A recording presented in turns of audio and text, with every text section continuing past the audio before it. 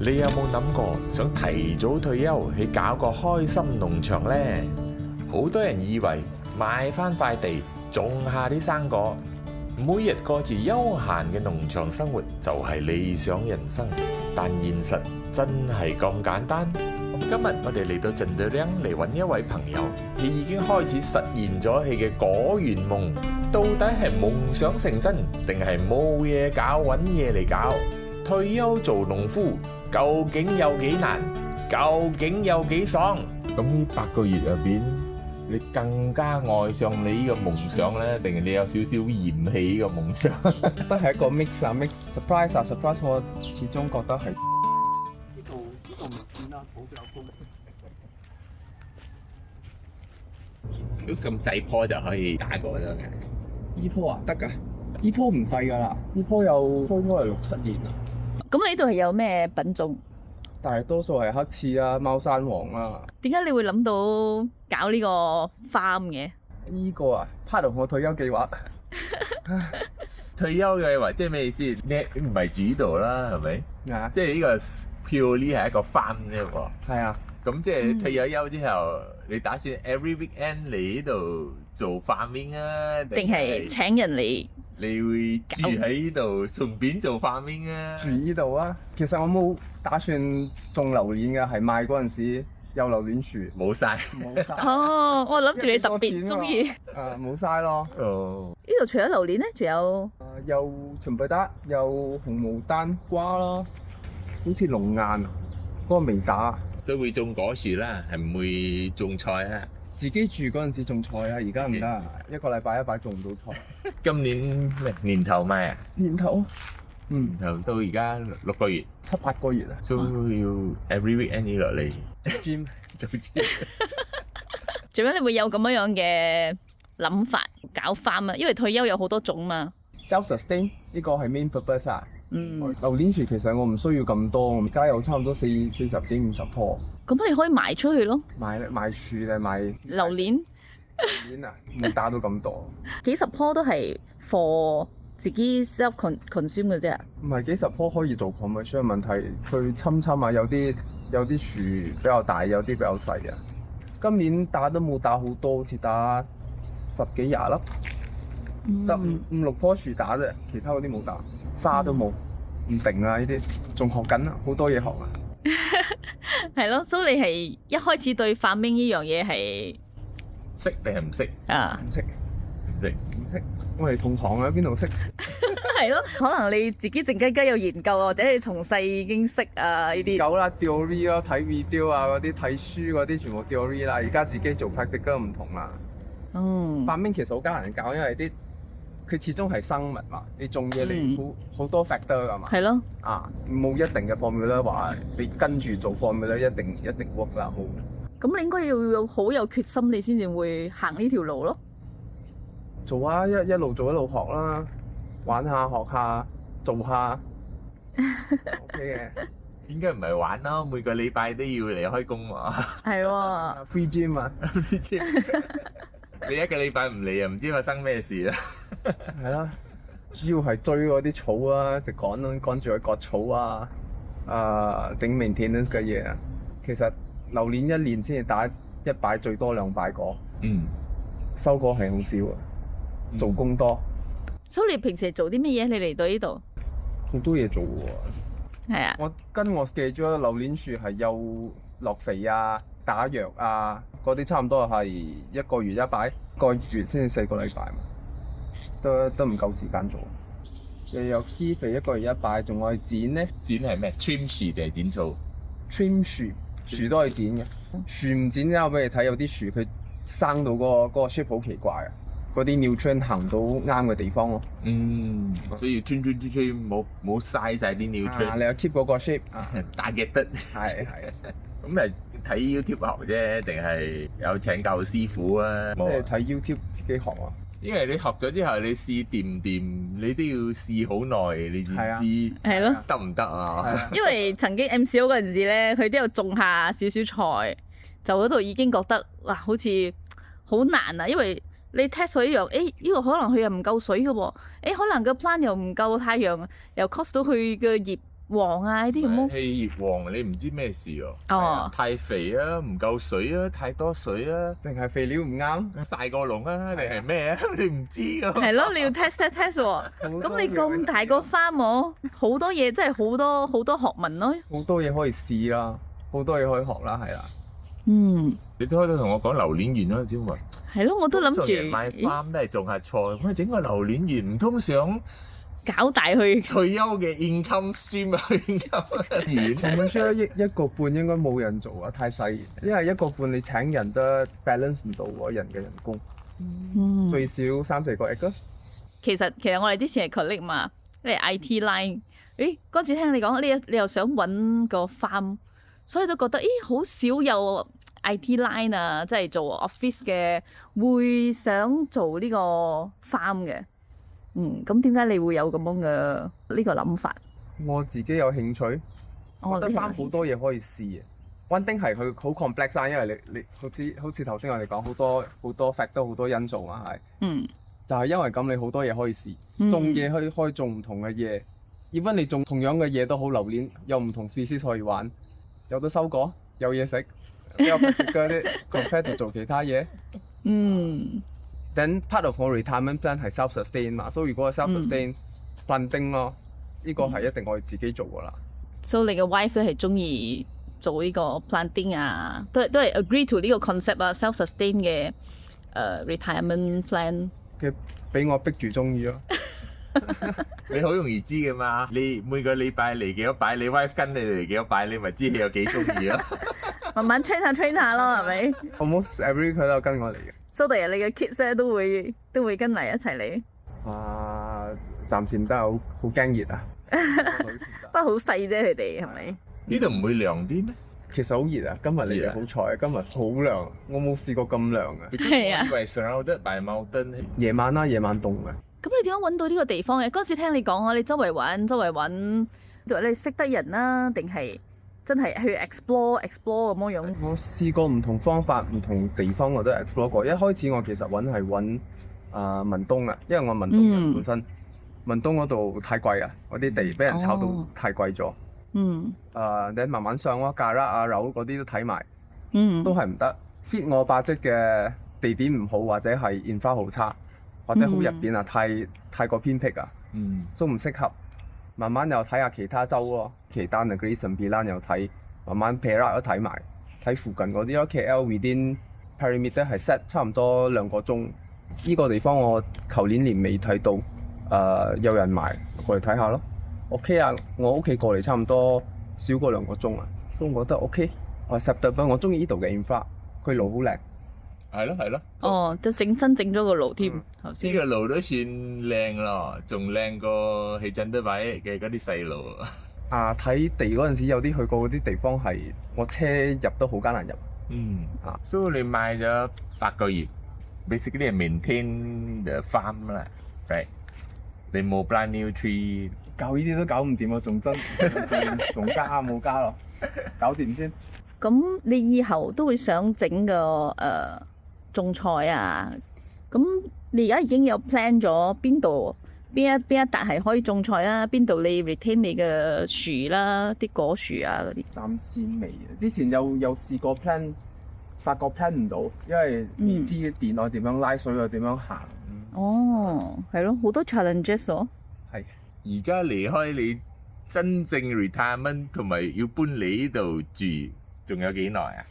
幾耐啊？我你打算budget係10年之內。所以呢個係一個10 years plan。所以而家係啱啱 starting 開始做緊學緊。我覺得退休好多嘢有準備啦。通常我哋講退休，好多人諗到係錢財嘛。除咗錢財之外，你仲可以調整好多嘢，你嘅生活啦，你嘅心態啦，你健康啊，呢啲全部都係我調整。如果唔係你唔 balance，你 mentally ready，不過你錢唔 ready，你嘅 plan 都係唔 work 嘅。首先問下你幾多歲先？今年？我睇 IC 冇，30幾啊，38。好後生啫，係咪？38年48啫，50都未到。係咯，即係好有 planning 咯，好有計劃咯。呢邊太咁樣難我。夠膽賣 farm 都算犀利啦，我覺得。好似我哋都有諗過 farm life 嘅，但係諗下，呢啲應該撐唔住啊！我覺得嘅，做下就慣咯。所以你打算10 years 之後就退休，即係 farm life 嘅 retirement life 咯。而且仲有細路嘅喎。細路應該唔會搬嚟住啦，係咪？10 years 你都係搬啊？係啊，搬晒㗎。等啲細路去大學嗰陣時，就係你 farm life 嘅 first day 啦。我等唔切啊！等唔切。其實真係好少有咁樣嘅 retirement 嘅 planning 計劃，仲有 action。有諗嘅人好多啊，有 action 嘅人少啲，有睇 farm 嘅又少咗，買到 farm 嘅又更加少。仲要你每個禮拜都嚟做 farm 嘅就更加少之又少啦。所以呢個係一個成功嘅開始。唔知啊，仲好遠啊，10年，睇下點啦。不過我有試過問身邊嘅，好似我都問過未喎，係真係揾唔到，冇幾個有興趣啦。呢種咁嘅 planning 啊，呢種咁嘅生活係唔多啦。你咪有 friend 有興趣嘅咩？另外一個佢都係有揾緊有 farm 啊，不過我唔知道佢嘅 plan 係點樣樣啊。初係咩諗住同你哋一齊夾啊？定係有諗過同人一齊夾，不過好艱難，因為係咯，我做嘅嘢唔一樣。係啊，好似我之前有個 ex-colleague，我原本想同佢一齊 pair，不過佢係種辣椒，佢係種 commercial 嘅嘢，係啊，唔一樣嘅 purpose，唔一樣嘅 target。對佢嚟講，好多嘢係budget。我 invest 咗咁多錢，我冇得賺翻。我揾係其他嘢嘛。因為我覺得 farm 係一個 ideal 嚟噶嘛，ideal 就每個人嘅 ideal 就好唔一樣咯，所以我覺得係有時係應該好難同人哋夾。係啊，我其實都揾咗一段好長時間，揾咗幾年。MCO 之前我就開始揾，一開始嗰陣時係好理想主義嘅，揾嗰啲我有河，跟住八度又低，係啦，天氣又係靚，震得擺有啲咁嘅地方，有山有水，有路有電，係跟住之後發覺係冇可能㗎啦。我睇咗幾年之後，慢慢就開始 adjust 睇下咩嘢我取捨咯，即係有啲嘢唔係咁重要，你我 lower priority 啦，咁先至比較容易揾到啦。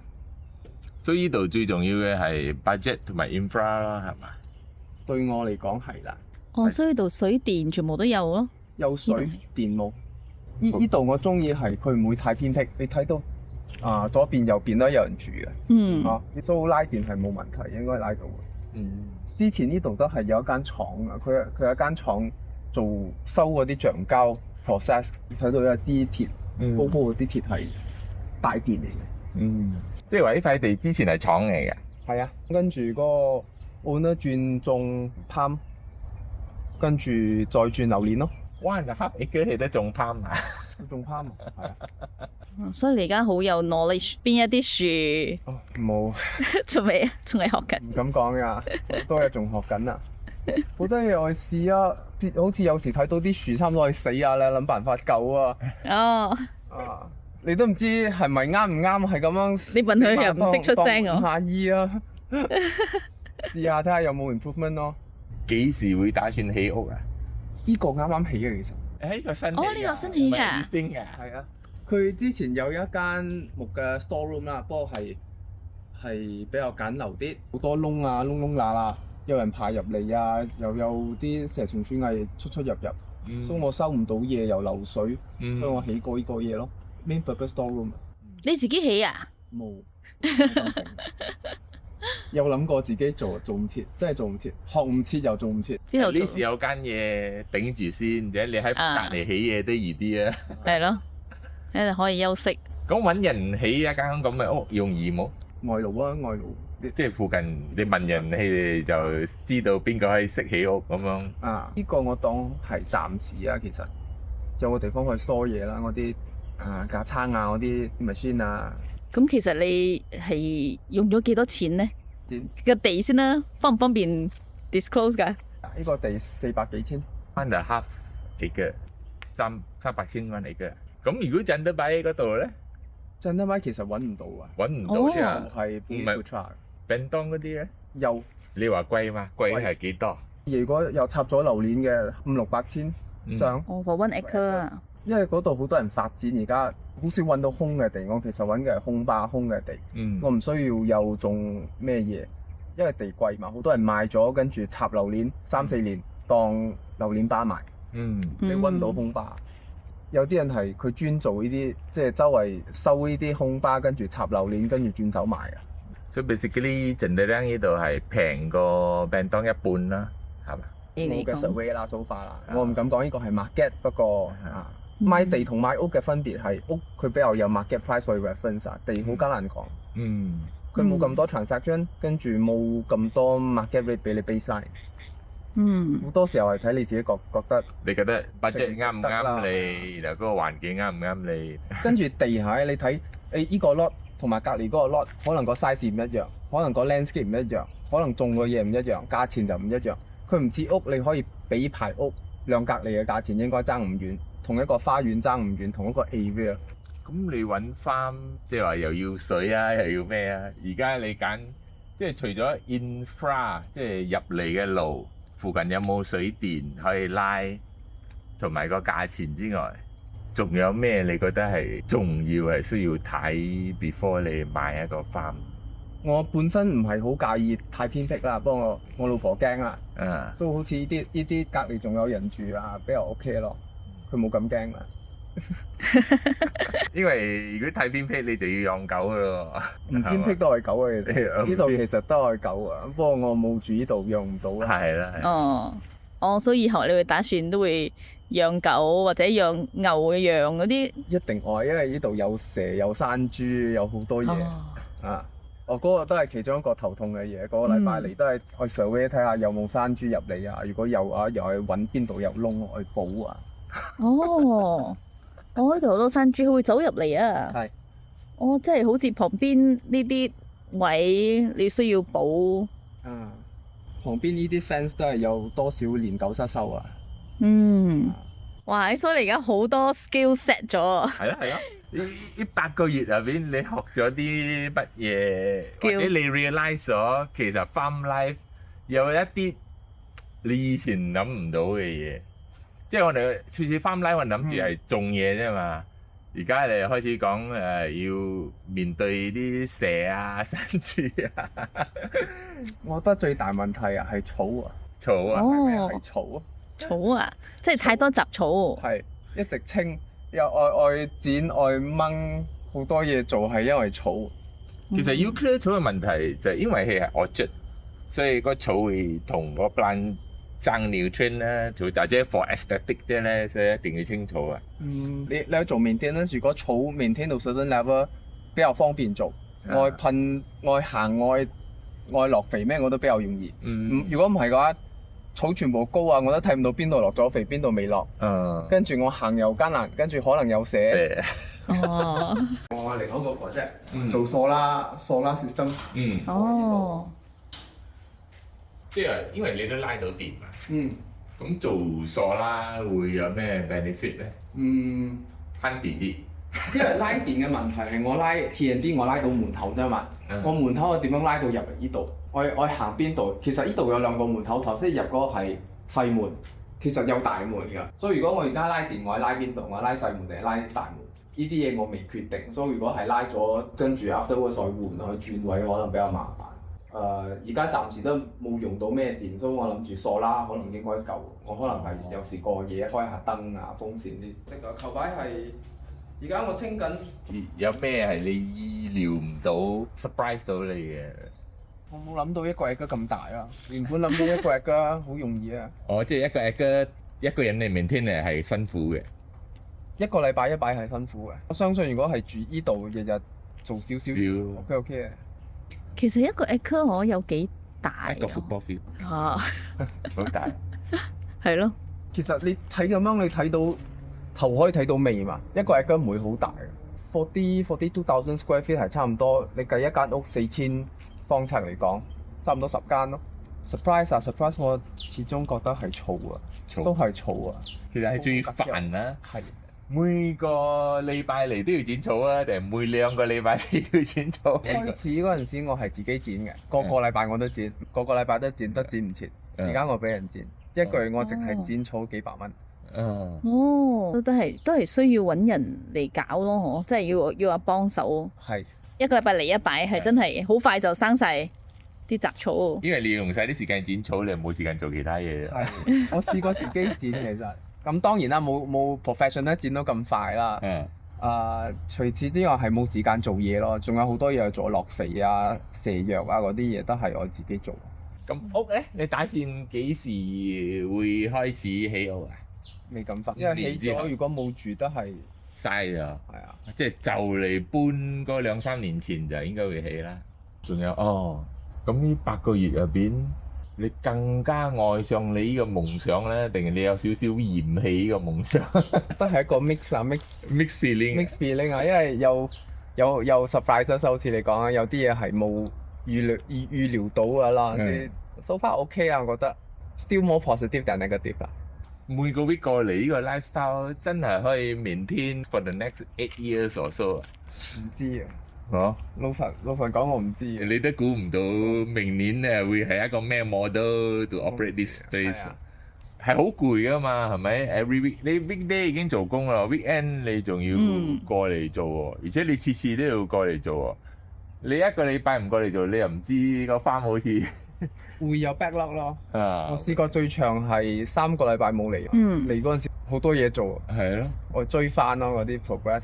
咁啊，睇下會唔會遲啲再請人幫手 maintain。我請都係請 part time 啦，又揾緊啦，因為我始終唔係呢度本地人啊，都冇咩識人，問下啦。之前有一個幫我做，好似幫我做下冇咩心做，冇做咗啦。咁你有冇打算以後會做 Airbnb 之類咁樣咧？唔知，暫時唔知，可能。因為覺得做 farm 同埋做 homestay Airbnb 呢啲係兩種唔同性質嘅嘢。做 farm 你可能好多時候你做 practical，你唔需要整到咁企理咁靚。Airbnb 係 more to 精緻啊靚啊。你做 landscaping。係人哋嚟係 for vacation 有唔同 expectation 咯。咁呢度可唔可以挖魚塘養魚㗎？得。agriculture land 係可以做。哦，咁你有冇諗住好似人哋係一個成個叫做咩啊？一個 cycle 啊嘛，有養魚嘅魚， system 咁咯。一個 system，成個 ecosystem。睇下budget先啊。你都係 self-sustaining 嘛，即係而家係果園，你遲啲就會菜、雞啊。如果有啦，我搞掂啲樹先。菜啊、雞啊、動物啊，你就要喺度住咗。係。然後咧，發覺你唔可以走嘅，你一個禮拜走啊，可能咗啲雞又。所以你就成日食晒啊！有啊，我見到我一個人養嗰個雞，鐵籠嚟啊！我估應該有好多動物或者狐狸嚟供一隻雞籠。如果有養埋雞咁就有新鮮雞蛋咯，係咪？可能啊，自己係咯，所以翻好多嘢可以試，魚啊、雞呢啲我都有諗過。遲啲先啦，搬過嚟先至試啦。啲係一個禮拜過嚟一擺做唔到嘅嘢，試唔到嘅嘢。所以佢一個禮拜過嚟一擺，只係一個學習期、適應期。都有好多 plan，你嘅 plan 你想 implement 係真係要2-3日一個禮拜先得啦。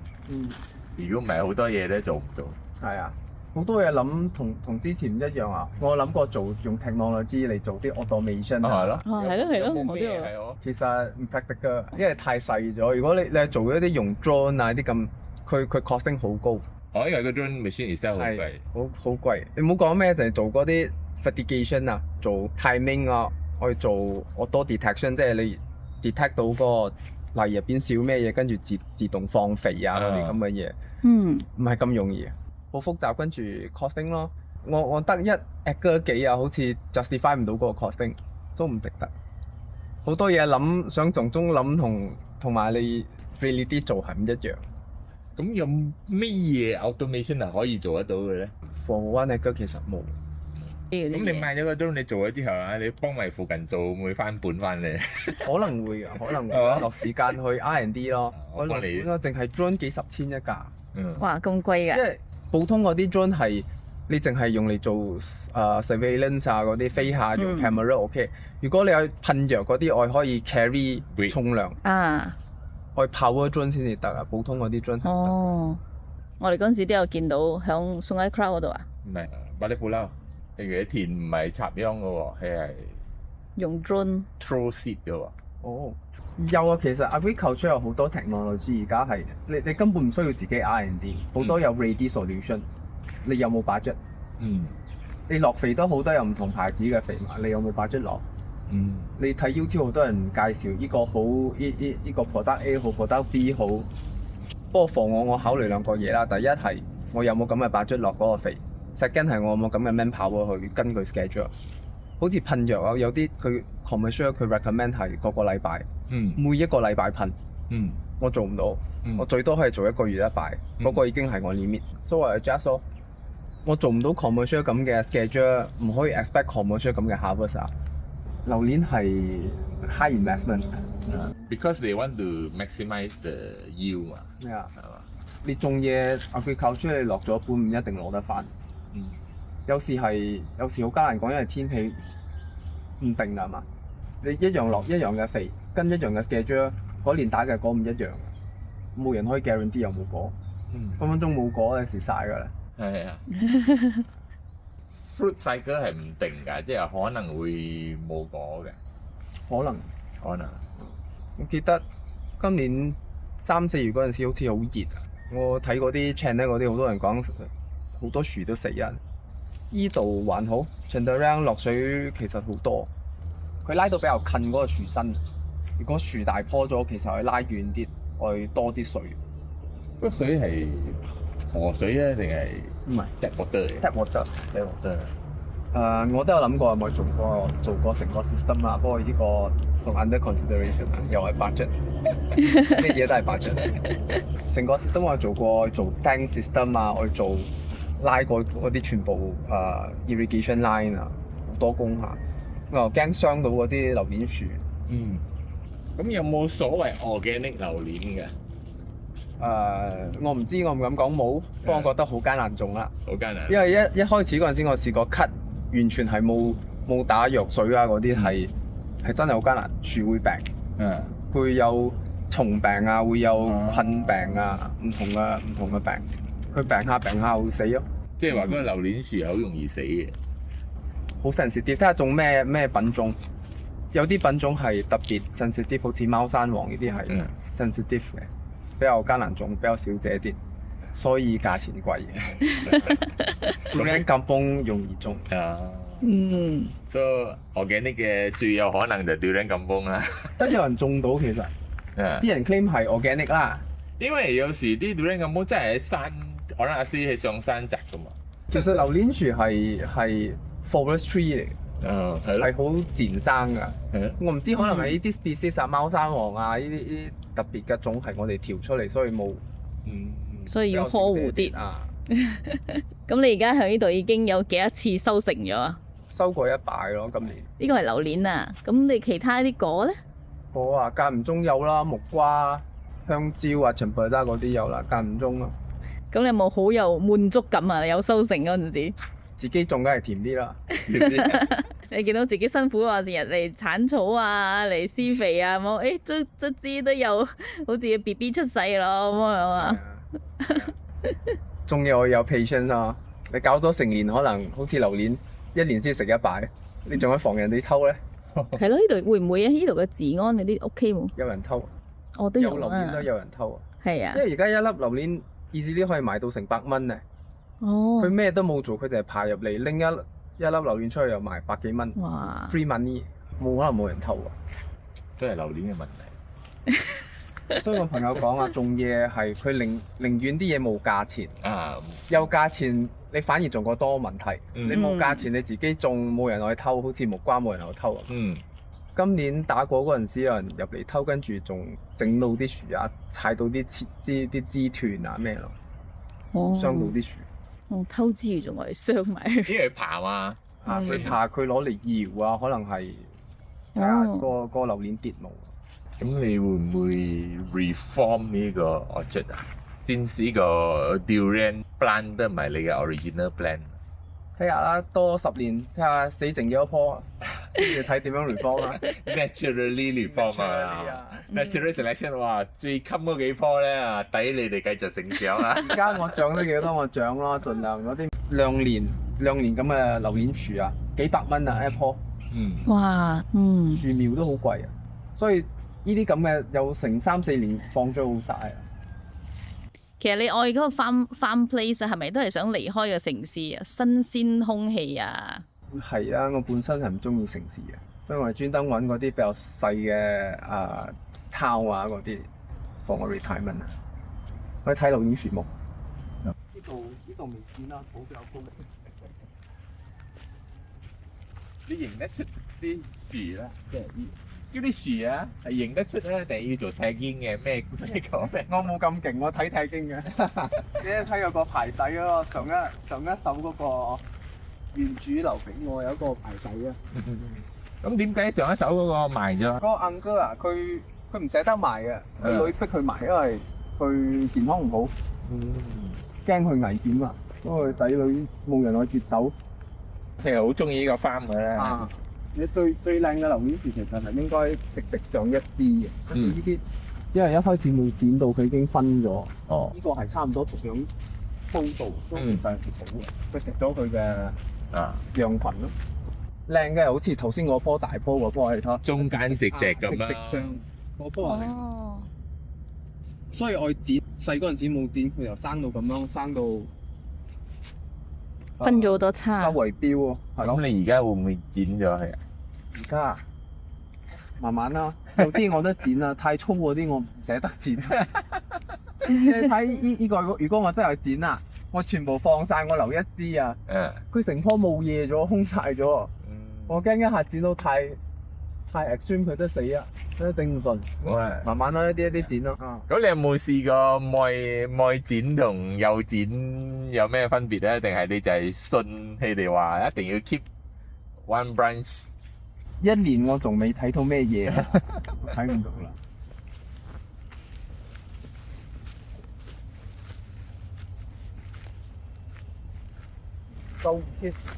佢好快有嘢生啊，爬到上樹啊，呢啲又太多枝咯。呢啲太近，好似呢啲啊，太近呢啲就剪咯。去留隔遠啲。咁啲草啊，係咪應該養下啲羊嚟嚼晒啲草？有諗過，遲啲先。掂唔掂嘅咧？其實啊，定係我哋諗起掂嘅？其實係得嘅，其實得嘅。得㗎。不過你養羊，你又多個人真晒去餵羊啊、睇燈啊嗰啲。即係你話好難去整嗰個 organic 或者咩，如果佢哋成日會好容易病。我見呢個，我覺得其實做到問題好多工，佢 manpower 仲多過 normal inorganic 嘅 agriculture，其實做到啊。organic 你就要個 plant 就要 very healthy 咯，係咪？係啊。如果係普通嘅，你知啦，好容易病嘅喎。我屋企種少少菜，我都係 organic 嘅，佢有好多啲好多蟲啊，各種各樣嘅蟲嚟係得嘅咯。organic 唔容易做啊！我一開始嗰陣時，我 plan 係做 organic 嘅，fully organic 嘅。唔得嗱。太 costly、labour intensive。你呢啲樹我唔知你果到而家未打過。你冇影張相俾人家問下佢？嗰啲好似龍眼咁嘅紅紅。呢一批原本年尾仲有打一把嘅，專登落肥、落青肥，即係俾佢長葉嗰啲肥，我俾佢跌晒。佢打花嗰陣時唔應該落嗰啲青肥俾佢生葉嘅，因為佢啲葉會食晒嗰啲養分。啲花就冇唔夠 nutrient 咯，花就跌咯。阿蘇你而家都好 knowledgeable 咗，都知道咩肥會火啲咩嘢點啊？試下啦，冇死又好啊。咁有冇死咗幾棵？暫時死咗好似係一棵喺前邊。咁你知唔知點解佢死啊？唔知，死下生下，死下生下。不過嗰棵佢原本佢樹身都唔靚，中間你睇到好嗰啲枝係斷過好多敗嘅。佢原本係好弱㗎啦。知有啲人講醫反嘥油費嘅。呢度啊，頭擺嗰間廠喺呢度啦。跟住好似係着火，我聽人哋講。我原本有諗過呢間嘢係用嚟做屋。起磚即係冚咗呢啲窿窿罅罅地方啊，起個頂啊，得好貴。仲貴過自己再起啊？唔係啦，貴過嗰間，因為暫時我用 temporary 係唔需要咁大嘛。呢間其實好大下。哇！呢度都有個木瓜樹，咁你有冇覺得咩樹特別好種啊？容易明天啦，多打果啊，滿足感高啊。木瓜、香蕉啊嗰啲都其實冇咩明顯嘅時候，全副心機係全部落晒榴蓮，榴蓮好多嘢做，不過打果好少。諗住，哎呀，早知如果佢唔係榴蓮園嘅話咧，咁你就慳工好多啊！係啊，梗係。係咯，所以會唔會有少少衝突咧？你本來諗住 farm life 啊，self-sustain relax 啊嘛，但係榴蓮咧偏偏又係一個 commercial crop，又好辛苦咁樣喎。你覺得同你嘅 plan 有冇衝突啦？定係見步行步？我覺得啊，應該係見步行步啊。好似你講，其實榴蓮我真係冇打算長期種。我知榴蓮多工，我唔知咁多工。哦，好似你種榴蓮樹，feel like take the fun out of farming咁啊。係，嗯，真係超級多工，佢好，你又唔可以完全唔理佢，佢好容易病。嗯你噴藥啊，skip certain step，佢好容易病，好容易死。嗯，即係將來應該會榴蓮樹會越嚟越少啦。until 佢好 expert 咗啊！你睇我樹嗰啲葉啊，冇咩靚，因為下邊嗰啲係黃黃地啊，light green colour，真係靚嗰啲。你睇嗰啲 Facebook 人種啊，全部青青嗰啲葉 dark green 嘅。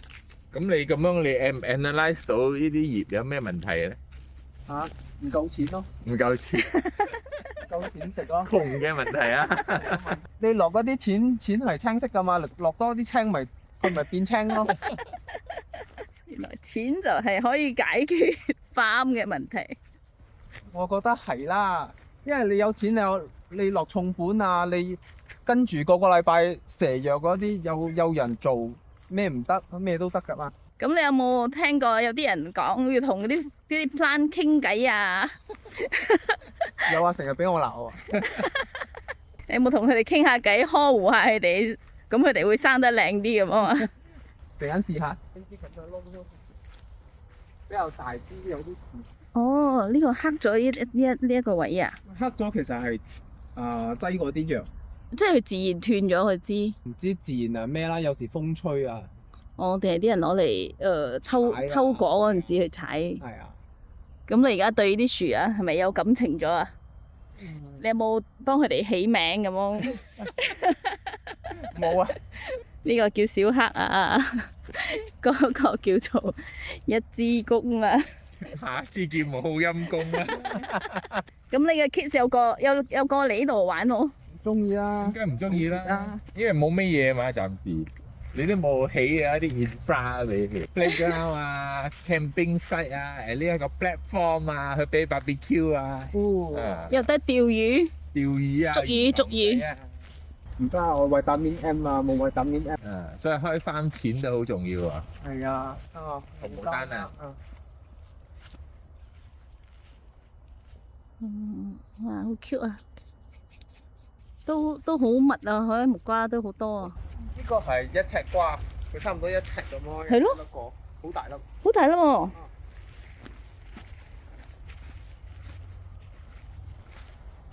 哦，呢個公蕉樹。呢啲蕉樹係咪一生完咗就個蕉樹就斬咗嘅？係啊係啊，佢淨係帶一塊果啊，所以佢通常係佢死咗，跟住隔離又標一棵咯。係啊。哦。標兩三棵有時。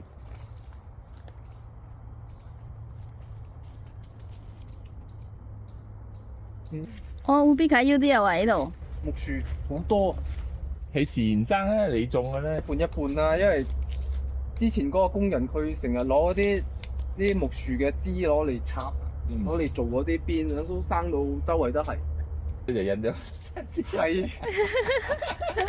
所以番咪唔可以種木薯嘅。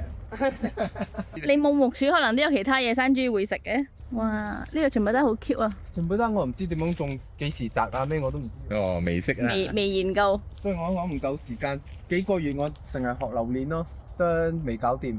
每一棵果樹嘅肥料咪要唔一樣？我冇理啊，係咁樣落噶啦。即係各一個貨果，一個貨葉嘅。哦。果葉花主要係3種肥啦。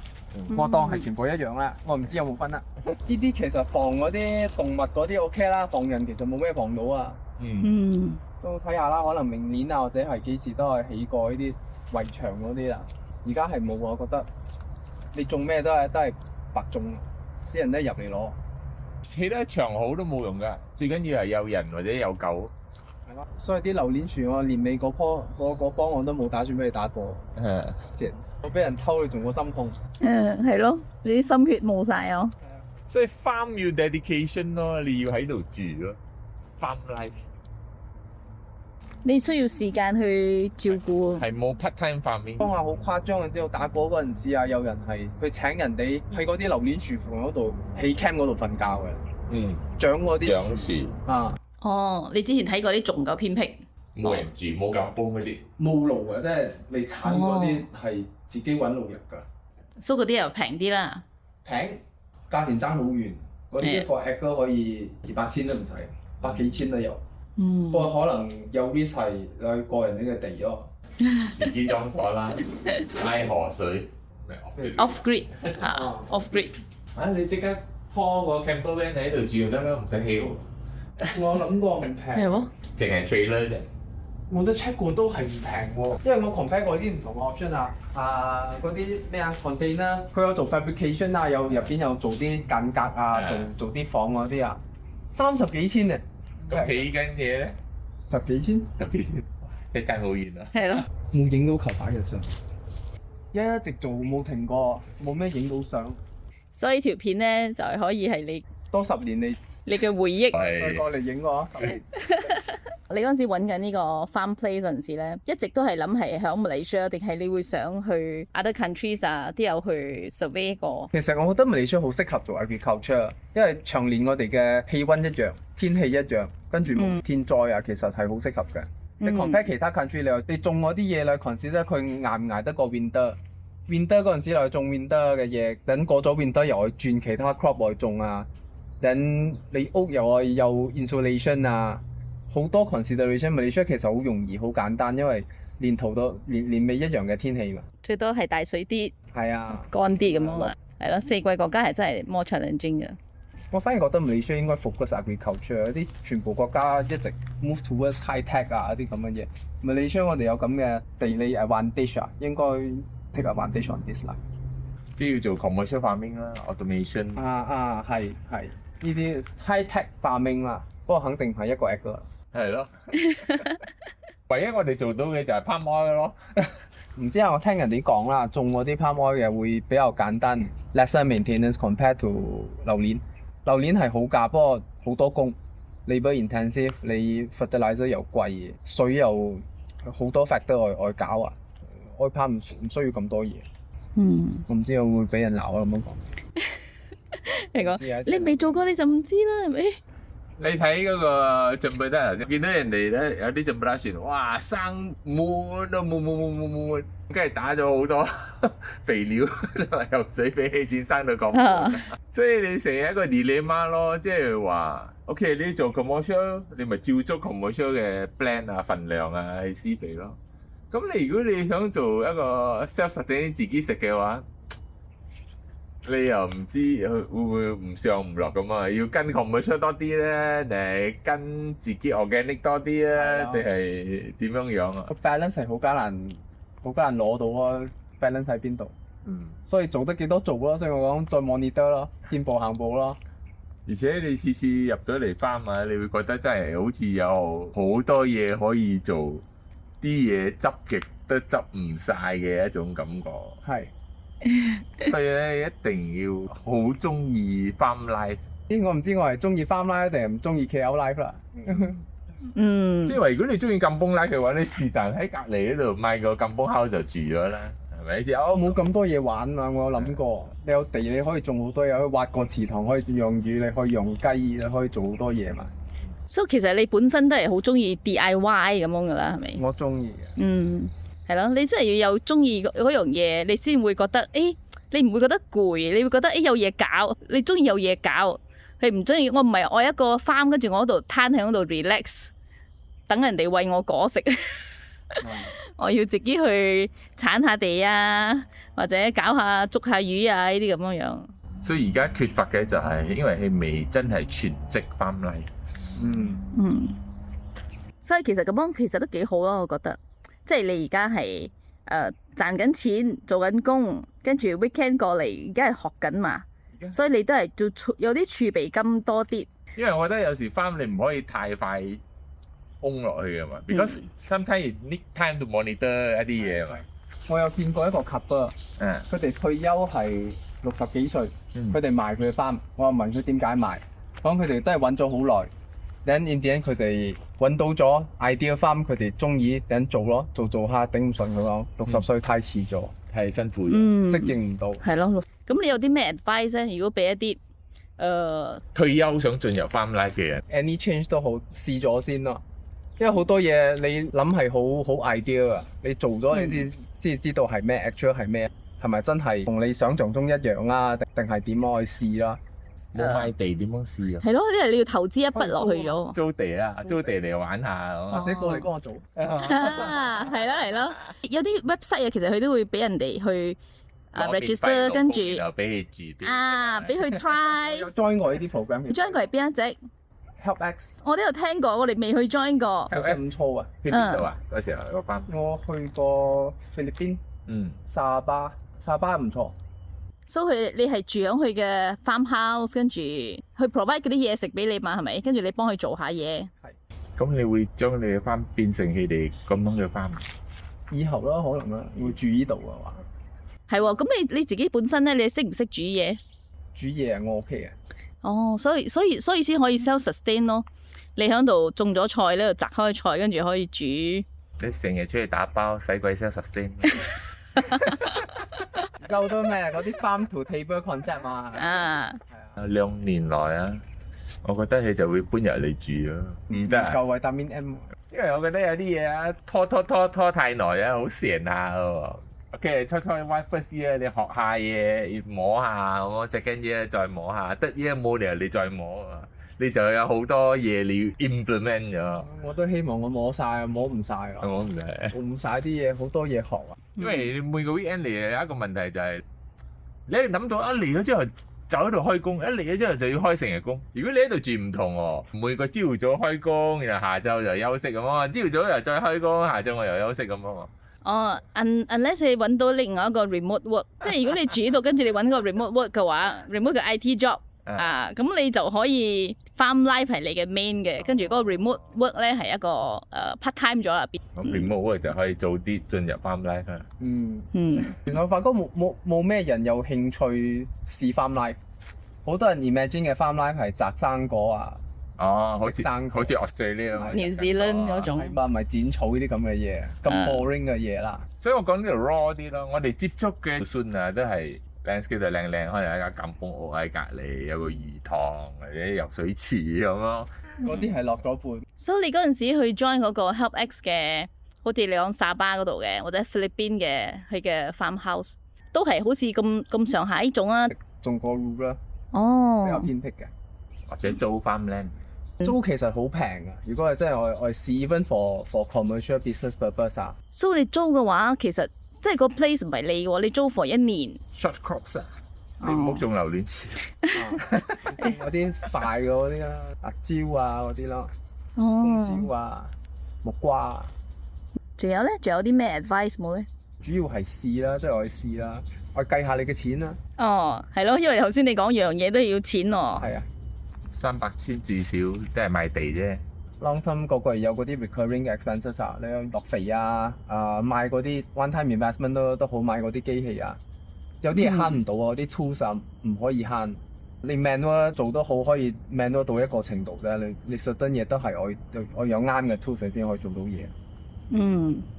因為咧就要請人又係一個 cost， 又係 cost， 係project全部係 cost。都未計起屋，都未計。如果你想整靚氣，都未計 landscaping。咁你有冇去人哋其他嘅 farmhouse 啊？去考察一下？睇緊地賣之前啦，有咯，有勤力去睇人哋嘅 farm 啊。而家冇啊，個禮拜都望自己嘅 farm 啊。而家係就掙扎緊維他命 M 同埋維他命 F 啫。估下你仲咬咗幾多？哇，好強啊！呢度啊！咁 farm life 俾 mosquito 咬有冇 solution 㗎？冇啊，冇啊，咬下慣咯，當捐下血咯。係咯，所以我見你蚊咬佢係完全佢唔會拍佢㗎。日有佢咧 feel 唔到㗎。有我喺度㗎，你睇全部中晒我，其實仲好笑咗。所以你 wife 咧有 complain 冇？搞乜翻 life 啦？冇啦，佢 OK，我 wife 佢 quite supportive 啊，佢都做得嘅。係咯，其實應該都要大家都會中意咁咯，因為以後你都係打算喺呢度 set up 你嘅retirement 嘅地方嘛，你住嘅地方都喺度嘛。因為有少少呢度 feel 到 like a workplace 未變一個 home。一個 cozy。當佢變成嗰個樣咧，你就會覺得啊，你喺其實呢個景幾靚㗎。係啊。你望住個山有啲霧，跟住你間唔中又喺呢度摘下啲菜食。希望咁嘅一日啦。咁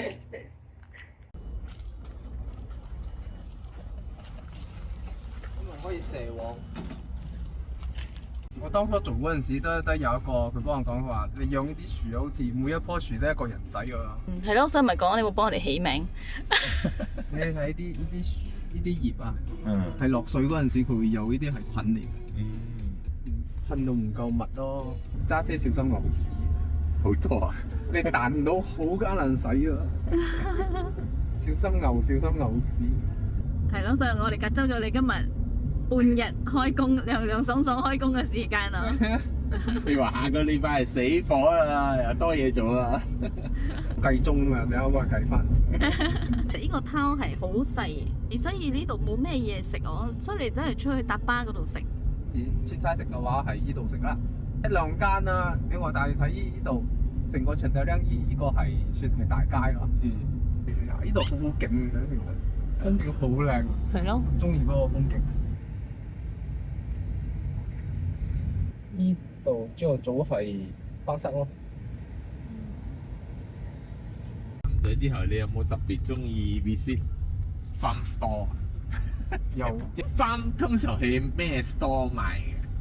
只有上網買多。自己 store 我好艱難揾到齊嘅嘢，肥料嗰啲都上網買。有時我過去載啦，過去 warehouse 載，有時係 delivery 啊。哦。呢啲全部都煙花嚟，去到山頂嗰啲，一棵一棵啊，全部排到好靚啊，一排一排。如果俾你再揀過啦，你會唔會再揀翻同一條路咧？會㗎，點解唔會？我都未試晒，仲有咁多嘢未試。到而家嘅 experience 嚟講啦，你會想改變啲咩冇咧？即係你當初有做錯過咩決定啊？如果俾我行多一擺咧，我會揀咁樣嘅路。好多嘢你唔試你唔知。當然係有啲嘢係，哎呀我買錯咗嘢啊，或者係呢啲嘢我唔應該做啊。不過你未試過你唔知㗎嘛。我知唔可以做係因為我試過，冇咩係講係值得試。我覺得咩都值得試下啦。即係冇一樣係講你好後悔。哎呀，我行錯條路，我又無端端嘥咗咁多錢咗喺嗰度。都呢啲係全部 lesson learn 咯，俾錢交學費啦，係啦。so far 冇後悔，冇，好堅定。我覺得我用啱嘅心態啦，有時都會自己會 set KPI，你會 set objective。我 achieve certain 嘢，我做咗呢個嘢，我 expect 我攞到 certain 嘅 outcome 啊 return 啊。係我老婆成日提醒我啦，佢幫我講，我用 explore 嘅心態去做咯，試睇下咩嘢出到咩嘢嚟。你冇有 expectation 啊？人算不如天算啊！尤其是種嘢係啊。咁你老婆都講得啱啊！當你有 expectation 嗰陣時咧，你就會失望咯。係啊。你冇嗰陣時，你覺得樣樣嘢都係驚喜嚟嘅喎。見步行步啦，當係學習一個過程啦。1年後或者2年後，睇下有冇機會再訪問你，睇下你嘅班會變成點樣樣啦。有冇 more towards 你嘅理想嘅 retirement life？未買再 call 你啊！唔係，我買嗰陣時 call 你問你有冇買。嗰陣時你可能打中咗領領啊！打中領領咗之後咧，你就唔打死都唔走㗎啦。係一個坎嚟嘅，你過咗啊！你出好辛苦，好辛苦。但係如果你過咗個坎到另外一邊咗之後，你係打死唔走㗎喎。所以你話你睇咗嗰本書，45歲推少要準備啦嘛。即係你覺得係應該要點樣樣去準備啊？因為你講你35歲就已經開始有 plan 開始諗咗，係好早喎。即係好多人係冇咁樣嘅 mindset 去 plan 佢嘅 retirement。你就算冇打算40歲、50歲嗰啲 retirement 都好啦，你60歲都好，都係開始 plan，你咩嘢都係 planning 㗎嘛。你多啲時間可以 plan 咯，多啲時間可以調整咯。嗰本書其實俾我唔同嘅 perspective 啦。除咗你錢內準備之外，你係準備其他嘅嘢，調整你嘅 mindset 啊，你嘅生活啊。好似如果你早退休，四十幾歲退休，全部人都 generally 仲做緊工嗰陣時，你可以打輕個 mental stress 啊。人哋點樣睇你？呢個人做咩無端白事，有手有腳做咩唔做工？40幾歲。個仔仲細，女仲細，做咩唔做工啊？好奇怪！你可以打翻呢啲咁嘅 stress。then 人哋出國念，你冇 financially 冇咁嘅本事，then 你又 adjust 你嘅 lifestyle 咯。佢有好多我冇諗過嘅 factor 喺入邊 ，retirement 全部都係心態上嘅嘢咯，多數心態 physically 咧，尤其是你嘅健康啊，點樣照顧身體啊，做 lower down 你嘅 medical cost。所以其實呢啲嘢全部係 related 嘅。係咯，嗰陣時我哋都有諗到，以後你老咗可能要使好多錢喺 medical 嗰度，咁不如你趁後生你搞好自己嘅身體。係，雖然有啲嘢係你 plan 唔到啦，不過盡量咯。所以其實 financial 係其中一部分啦，好重要嘅一部分，不過唔係全部咯。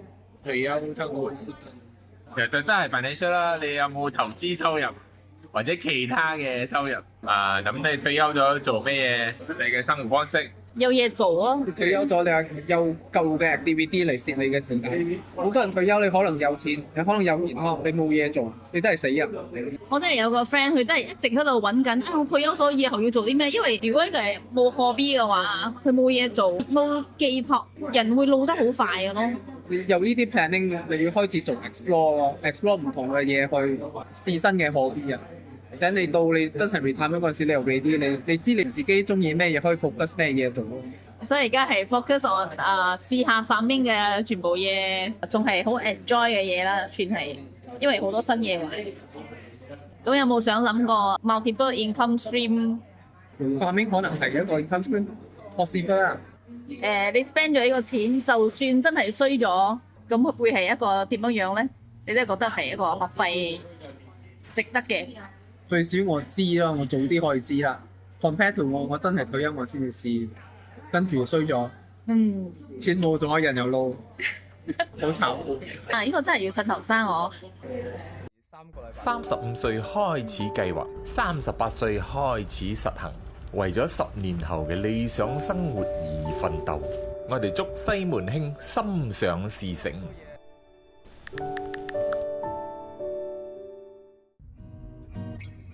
盡德良附近有間餐廳賣嘅一魚兩味，又平又抵食啊！附近仲有個大瀑布添。盡德良呢個地方真係好山好水好美味啊！